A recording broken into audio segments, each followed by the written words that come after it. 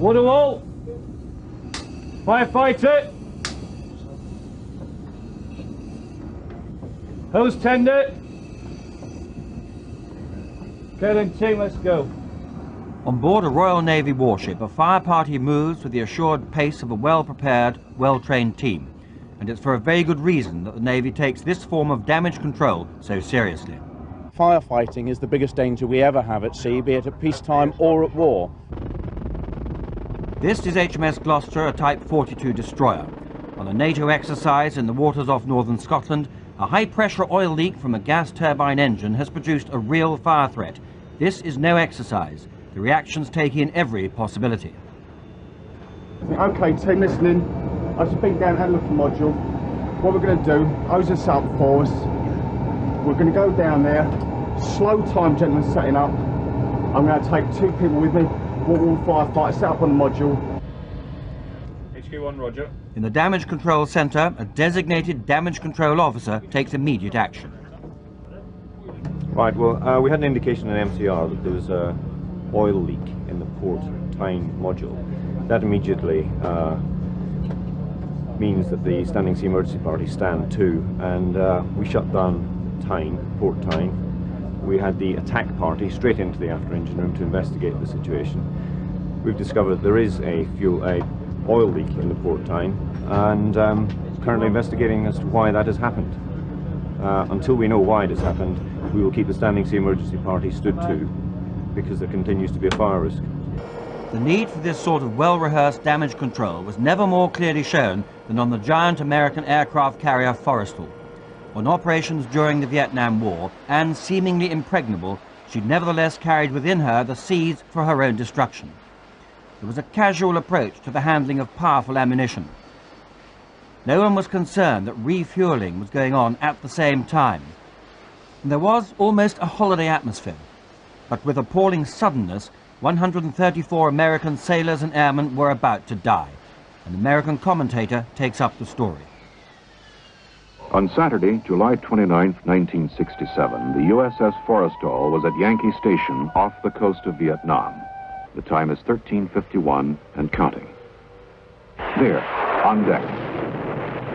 Somehow a Zuni rocket has been triggered, roaring across the flight deck and hitting an A-4 Skyhawk. A sheet of flame from the A-4's ruptured fuel tank has enveloped the Skyhawk and her immediate neighbors. Behind that curtain of smoke, 2 1,000-pound bombs have already dropped from her wings onto the burning deck. Here, almost at mid-screen, we see a crash crew chief moving toward the flames with a Purple K fire extinguisher. His only thought, the trapped pilots in those planes. 13:52 and 43 seconds. The 2 main fire parties are now on deck working close to the flames, but so far only 1 hose is actually operating.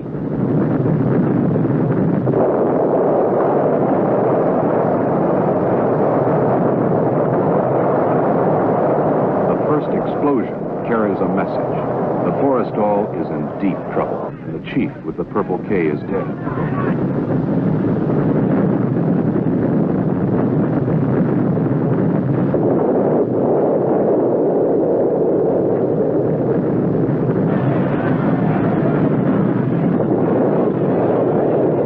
A fire at sea is the ultimate nightmare for any sailor. You can't run away from it. There's nowhere to go. Following the 3rd explosion, the first 2 fire parties had been virtually wiped out. The fire was not completely out of control.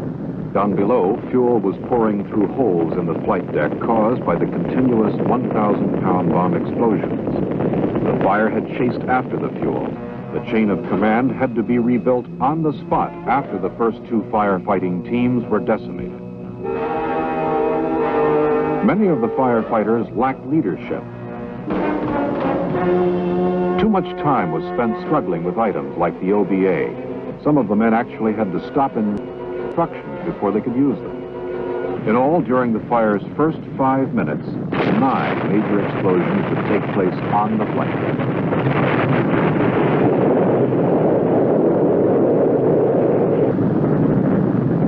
On deck, the relief party's first move was to lay down a curtain of foam between the flames and the Forrestal's island.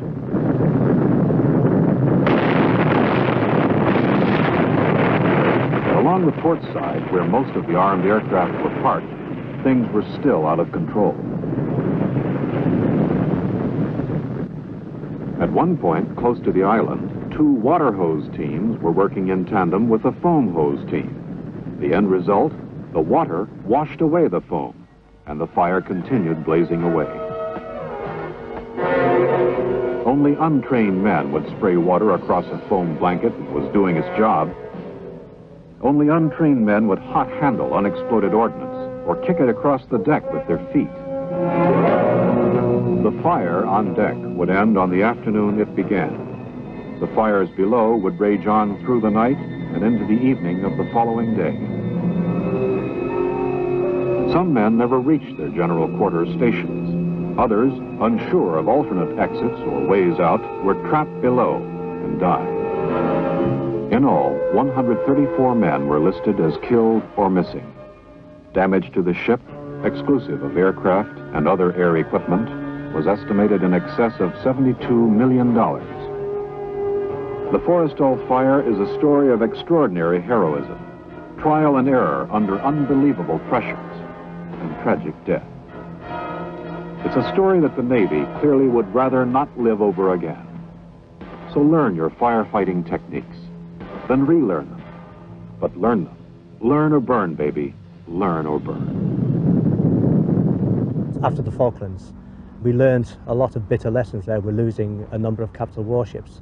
I think we believed that we were, if you like, the experts in damage control and sea survival, but were maybe through suffering from battle damage, battle stress, I should say, or they're just generally frightened. They didn't know the correct procedures for getting off the ship. And this, if you like, made the Ministry of Defence sit up. Much has been learnt from bitter experience. The Falklands War showing just how aluminium was terribly vulnerable to fire. Now everyone who goes to sea must go through and pass an intensive firefighting course. As long as that boundary corner is there, that concrete roller weight will sit there happily all day. Once the water source is removed, it won't take long for that concrete roller weight to fall through without any discoloration to the metal whatsoever. The ship comes first, obviously, because in the event of a major fire, a major machinery compartment fire, or a stores fire, or a fuel tank fire, or any fuel fires whatsoever, if you lose the ship by not putting that fire out and bringing life first, you lose the ship, you lose everybody. And before a warship like HMS Beaver goes to sea, the whole crew must go through 6 weeks of trials and testing, not just on fighting battles, but on damage control. In the gloom and smoke below decks, another attack comes in and the order is given to brace against possible explosions. Everyone stops. The threat passes and the fire party continues with the instructor giving advice. Put in the report into the section base that you maintain boundary cooling, all right? Check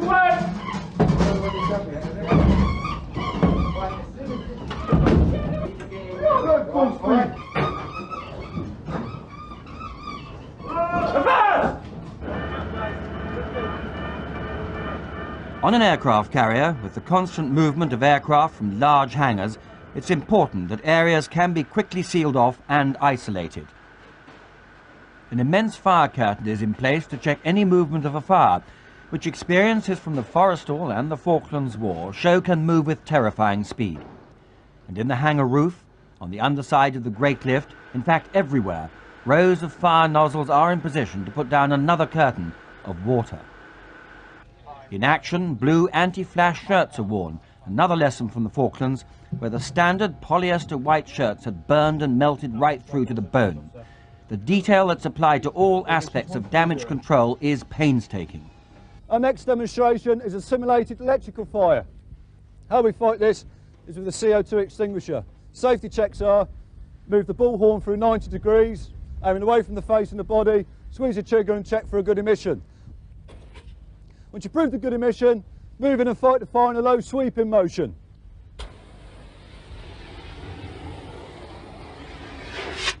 When you use these extinguishers, make sure you hold them by the recognised handle. If you attempt to operate this extinguisher, hold it there or there. When you take your hand away, you'll leave most of your skin there.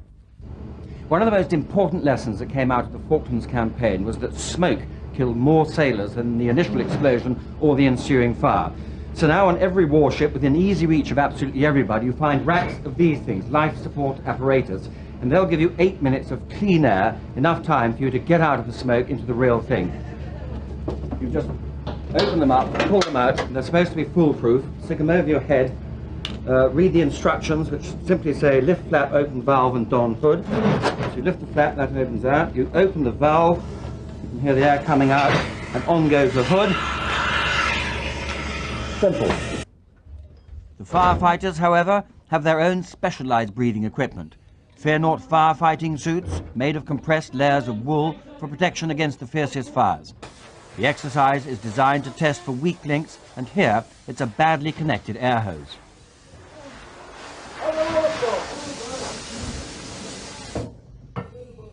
You don't want to do that.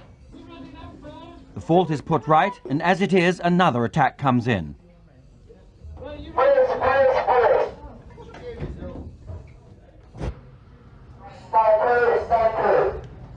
are you actually doing at the moment? I'm his BA controller. So in other words, I look after him. When he goes on air, I control how much air he's got, so I'm looking after his life. So his life is in my hands, yeah. The guy goes down? He goes down on his BA, then I look after him. We work out the time. He's got a pressure, cylinder pressure. How long that is. Right, give us the hose. Give us the hose. Yeah, we'll go for re-entry now, you don't need it. Right, you fit? Give us a gauge pressure. Nice and steady, boys, alright? Nice and steady.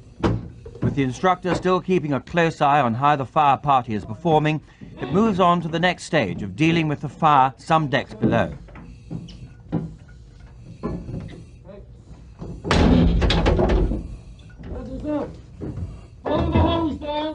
It's difficult enough fighting fires in these narrow, confined spaces during an exercise. In battle conditions, it will be even more difficult. Another good reason why the drills are practiced over and over again. All positions, this is the ops room. Assume that MCOM plan at Worcester 1, which is the guard ship plan. Back on HMS Gloucester, the firefighters are briefed on the latest state of the fire threat. The situation at the moment is we've had a mechanical failure on the port tine, resulting in hot oil spilling into the module. The module has now been contained. We've got a pressurized air into the space, and we're venting the port module. We're trying to bring the temperature down. It was high 200s. Last time I was down there it was 107. The re-entry will be made with charged hoses, proved foam. We have done that for you already. Nozzles off. Open up the door, have a look inside, and make sure that there is nothing in there that constitutes a fire danger. We tried to install confidence in them, in the equipment we use, the fear not suits, the breathing apparatus, and the hoses, the nozzles, and all sorts of firefighting equipment that we actually use in the Royal Navy. With the scenarios that we create up here, we show them the techniques in how to enter compartments from above, from the side, from the same levels, through doors and hatches. You've got to be scared of fire. If you start not being scared of it, then you get complacent and nasty things happen to you. You can't do this on a ship. So it's good to get experience of what the fire actually feels like, what it looks like. What does it feel like? It's hot and dark. It's extremely hot and extremely smoky. You can see nothing, so trying to work out what's going on is a nightmare. On HMS Beaver, officers who've all been through the fire course are being pushed, probed and criticised by the inspector. Small fire. Running forward, DCO. All right, Roger. Where was that fire on the bridge? There wasn't a fire on the bridge. Right. Okay. Anyway, the bridge wing doors are open and smoke clearance and natural smoke clearance is taking place from there. Stand by. Smoke clearance from the free Foxtrot provisions room is taking place using the forward AMR exhausts. It's the quickest way for us to get it out. It has, however, contaminated all of 2 hotel and all of 2 Juliet decks, as well as the after AMR. This year, sir, can we start number 2 ETU? Dealing with this fire here, nobody inspected the vertiflow. They only boundary cooled without inspection here and here. There was no one boundary cooling at this level where it's lagged. And there were 2 personnel loafing in the lobby there in 01 Foxtrot. Interestingly enough, the Zulu hatch through into the Seawolf forward magazine was also open. So we gave a lagging fire there, and that they turned into a major fire, tried to evacuate the bridge and totally overreacted to something that needed a hose, dribble some water on the carpet, end of problem. The Citadel, another part of damage control, is sealed against contamination from nuclear, chemical or biological weapons. Although the threat of nuclear war has receded since the end of the Cold War, there's the ever-present possibility that some maverick state might get hold of MBC, nuclear, biological or chemical warfare weapons. In that case, the crew on the upper deck have to wear the full MBC suit, and that consists of, if I can unroll this, trousers. Well, let's get these out first. Shoes, rubber shoes, overshoes, these things that go on your feet. Trousers here, full-length trousers, and on top of that, a smock with a hood.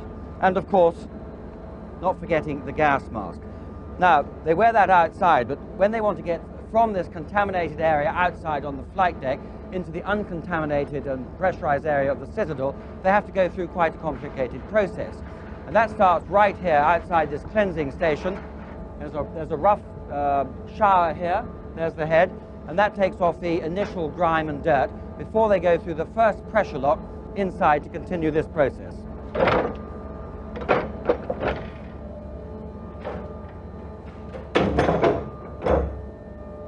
There are quite a few airlocks to come through after that first one on the flight deck. This is the next one, which takes them into the undressing area. Closing it behind you. Having taken off outer clothes in the undressing area, you go through another airlock into the stripping area, which is in here. Closed again behind you. Here you take all your clothes off, strip absolutely bare, and you go from here into the showers, where you first have a dirty shower and then a clean shower.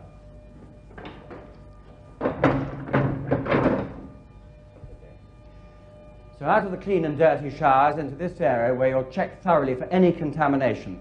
And then, still bare as the day you're born, into this very final airlock.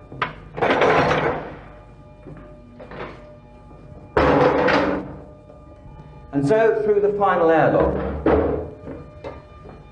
And out into the inner Citadel. And here the air pressure is positive. That's higher than the air pressure outside, and that stops any contamination getting through any of these airtight doors. And goodness me, still very naked, so time to get out a nice clean pair of overalls and get dressed. Helmet. On HMS Gloucester, the firefighters are given a last-minute check. Again, there is this meticulous attention to detail, everyone well aware that the speed and power of a fire allows little, if any, room for mistakes. Only the chief stoker and the firefighters will go into the engine room to make a final check before re-entry into the compartment in which the fire threat is still contained. The chief stoker will come out when they're ready to make a re-entry. They'll shut the door, then they'll make the re-entry. What does that mean? They'll open the door to where they think the fire is with the water wall on and then attack the fire. But they won't open that door until the place around is secure, and only people that are in the firefighting equipment are in that compartment. Because if there is a fire and a fireball comes out, anybody that's not in protective clothing will get hurt. Meanwhile, the exercise battle continues. In a real battle, of course, this will produce damage of yet a different kind. Damage control at sea, when the water's pouring in and the conditions are cold and very difficult, is a situation which has got to be dealt with very quickly and properly. We're going to show you just how the Navy deals with a situation like this. Their courses are very realistic. Realistic because the safety of the ship and the lives of the crew depend on it. With the ship holed by enemy gunfire or missile attacks, the damage control party races to save the ship from flooding.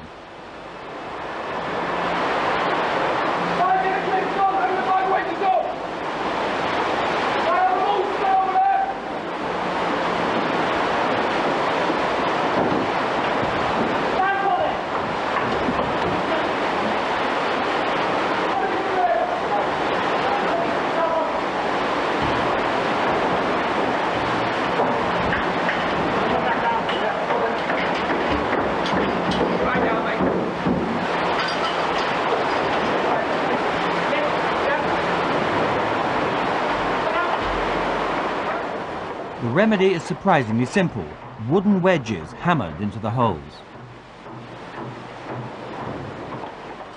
It's the execution that's difficult, for the water can be icy cold and the compartment in darkness, or filled with smoke, maybe even injured or dying sailors. But the safety of the ship always comes first.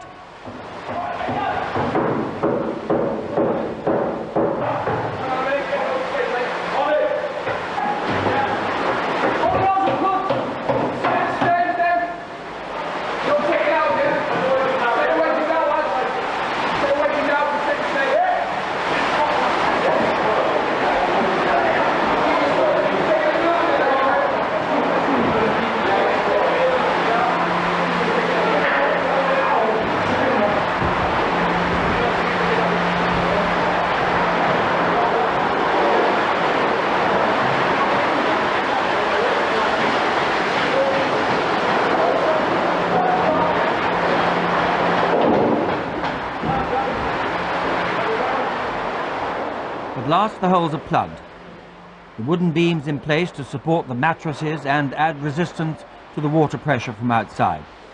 Again, the emphasis on preparing for the worst, on the basis that when it happens, there's no time to think.